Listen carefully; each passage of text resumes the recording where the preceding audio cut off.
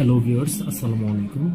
আপনারা জানেন গতকালকে চট্টগ্রামে একজন আইনজীবীকে কুপিয়ে হত্যা করেছে সন্ত্রাস টেররিস্ট বাহিনী। এই বিষয়ে আমি তীব্র নিন্দা জানাচ্ছি। এটা শুধু শুধু চট্টগ্রামের জন্য নয়, এটা সারা বাংলাদেশের আইন অঙ্গনের জন্য একটা প্রশ্নবিদ্ধ বিষয়।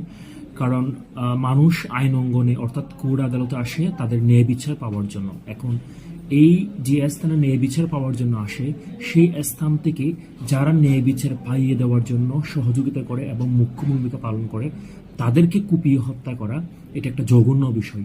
এটা সাধারণ কোনো হত্যাকাণ্ড না, এটা হচ্ছে একটা পরিকল্পিত হত্যাকাণ্ড। এই হত্যাকাণ্ডের পেছনে যারা জড়িত ছিল তাদেরকে কঠিন থেকে কঠিনতর শাস্তির দাবি জানাচ্ছি আমি একজন আইনজীবী হিসেবে, এবং তীব্র নিন্দা জানাচ্ছি এই হত্যাকাণ্ডের।